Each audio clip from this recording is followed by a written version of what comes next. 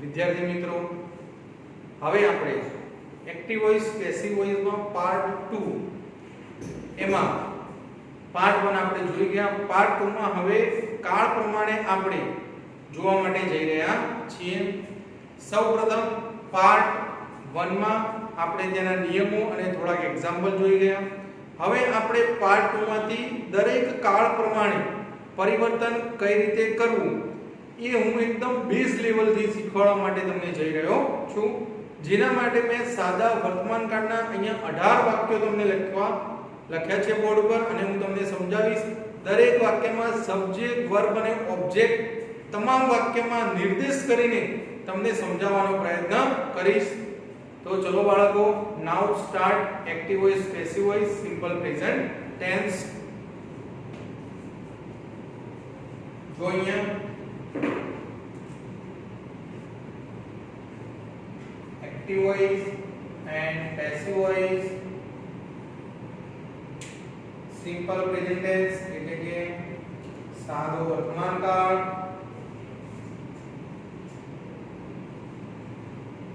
હવે બંનેની બે વાક્ય રચના લખી છે સાદા વર્તમાન કાળમાં એક્ટિવ વોઇસ અને પેસિવ વોઇસ. સૌપ્રથમ સબ્જેક્ટ, તો અહીંયા રોયા શું આપેલું છે? સબ્જેક્ટ s કે s અથવા તો નું રૂપ, અહીંયા s વાળું રૂપ, લાઇક્સ એટલે વર્બ, કર્મ શું આપેલું છે? વોટ્સ. હવે અહીંયા પાછળ એપોસ્ટ્રોફી આપેલું છે એટલે આખું વાક્ય લખી નાખીશું આપણે ઓબ્જેક્ટ વોટ ક્રિએશન. હવે મારે ચેન્જીસ કરવું છે. કઈ રીતે કરીશ વાક્યને? સૌપ્રથમ કર્મ આગળ આવી જાય તો શું લખી નાખીશ અહીંયા? What creation.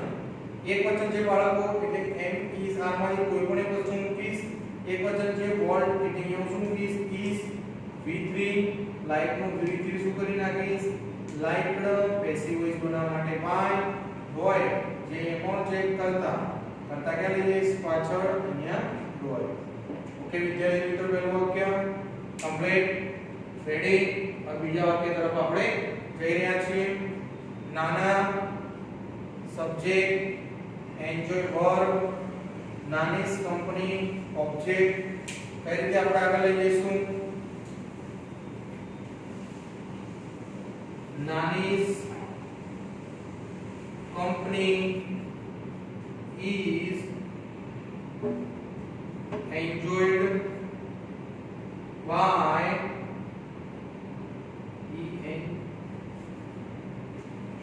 enjoyed by નાના. ઓકે વિદ્યાર્થી મિત્રો, અહીંયા સુધી કમ્પ્લીટ. રેડી. એકદમ સિમ્પલ અને સરળ રીતે subject verb object, object verb subject એ રીતે આપણે શીખવાનું છે. સૌપ્રથમ સબ્જેક્ટ હોય કર્મના સ્થાન ઉપર જતો રહે, ઓબ્જેક્ટ હોય કર્તા સ્થાન ઉપર આવતો રહે. એ બીજું કોઈ આમાં ફેરફાર બહુ લાંબો છે નહીં. કાળ તમને ઓળખતા આવડી જાય તો એ પ્રમાણે એમની સર આપણે મૂકી દેવાનું છે અને v3 મૂકવાનું છે. ત્રીજું વાક્ય. હવે આમાં મેં પ્રશ્નાર્થ વાક્ય પણ ઘણા બધા લીધેલા છે બાળકો. જો કોઈ ગભરાવાની જરૂર નથી. પ્રશ્નાર્થ વાક્ય આપ્યું તો અહીંયાથી લેવાનું સબ્જેક્ટ, વર્બ, ઓબ્જેક્ટ, પછી તમામ શબ્દો કેવા હશે? અધર વર્ડ્સ. ઓકે વિદ્યાર્થી મિત્રો, કમ્પ્લીટ. હવે વાક્યને ચેન્જ કરવું હોય તો હું આ પ્રશ્નાર્થ વાક્ય હંમેશા પ્રશ્નાર્થ જ રહેવું જોઈએ. મેજિક એક વચન એટલે ડુ ના જગ્યાએ શું મૂકી નાખીશ? ઇઝ. ઇઝ પછી શું મૂકીશું? મેઝી. લાઇક નું શું થઈ જશે? લાઇક્ડ. પેસિવ વોઇસ બનાવવા માટે બાય. યુ ક્યાં જતો રહેશે? પાછળ એટલે કર્મના સ્થાન પર યુ. અન્ય શબ્દ પાછળ change your fate. Complete here સુધી બાળકો. Ready. Next sentence. sojourner subject, does not enjoy verb, childhood object. કઈ રીતે હું ચેન્જીસ કરીશ? childhood is not enjoyed by sojourner.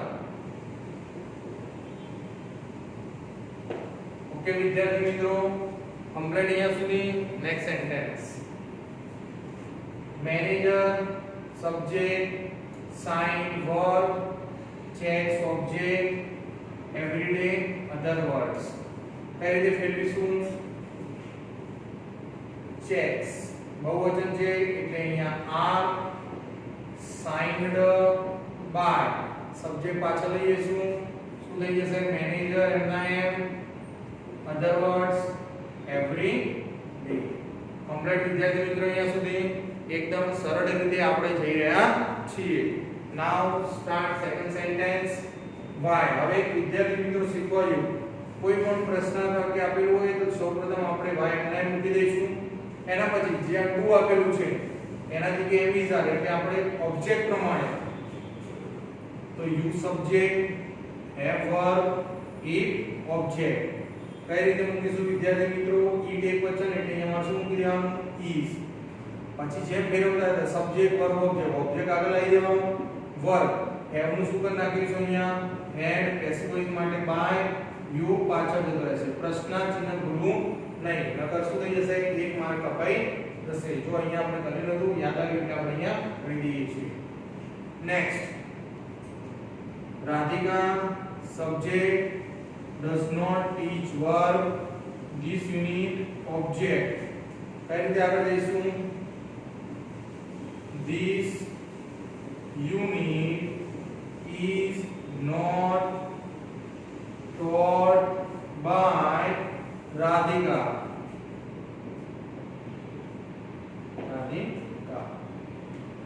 next sentence Mr. Morris subject ask the verb a few questions object two પછીના તમામ other words હવે કઈ રીતે લખીશું આપણે a few questions બહુવચન છે એટલે હું શું લખી નાખીશ are asked passive voice બનાવવા માટે by Mr. Morris to Mr. White okay વિદ્યાર્થી મિત્રો કમ્પ્લીટ અહીંયા સુધી next sentence I watch TV every day જો subject verb TV object every day other words શું આગળ લઈએ વિદ્યાર્થી મિત્રો ઓબ્જેક્ટ શું આપેલું છે TV is watched by I પાછળ ઉતરે શું થઈ જશે me every day ઓકે અહીંયા સુધી next subject does verb her homework object regularly other words શું આગળ લઈ જઈશું બાળકો her homework is done by શું થઈ જશે her regularly ઓકે કમ્પ્લીટ વિદ્યાર્થી મિત્રો અહીંયા સુધી વાક્યો હું આશા રાખું છું કે તમને આ બધા વાક્યો એકદમ સરળતાપૂર્વક હું શીખવાડી રહ્યો છું તે તમે સારી રીતે શીખશો નાઉ હવે જો 11 12 બંને વાક્ય મેં પેસિવ વોઇસમાં આપેલા છે એ આપણે એક્ટિવ વોઇસમાં ફેરવીશું એમાં કઈ અલગ નથી બાળકો જે પ્રમાણે વાક્ય રચના હતી આપણે થોડુંક ચેન્જ કરી નાખવાની ધારો કે પેસિવ વોઇસની હતી તે પ્રમાણે એક્ટિવ વોઇસમાં ફેરવી દેવાનું ઓકે જો અહીંયા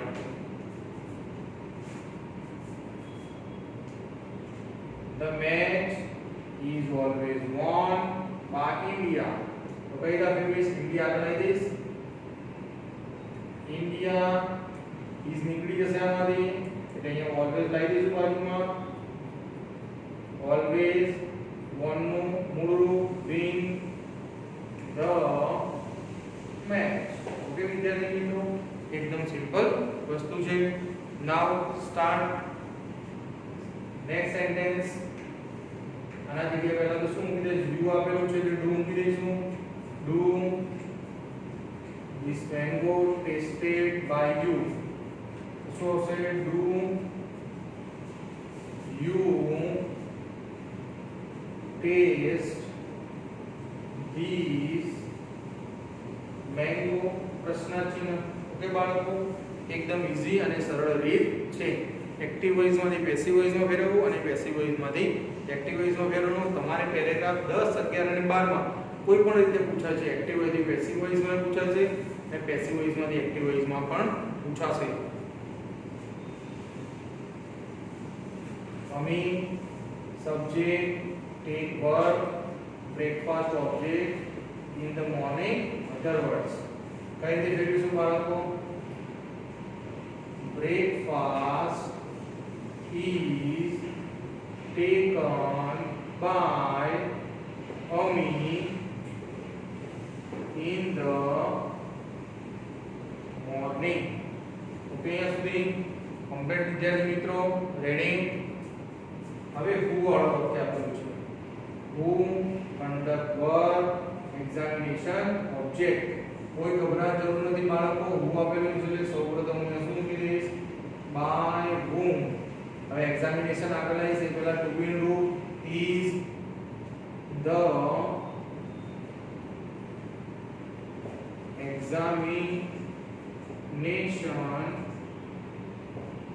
conducted. ઓકે વિદ્યાર્થી મિત્રો, રેડી? સિમ્પલ અને સરળ રીતે આપણે શીખી રહ્યા છીએ. હવે બાય આપેલું છે, સૌપ્રથમ બાય માં અંદર મૂકી દઈશ.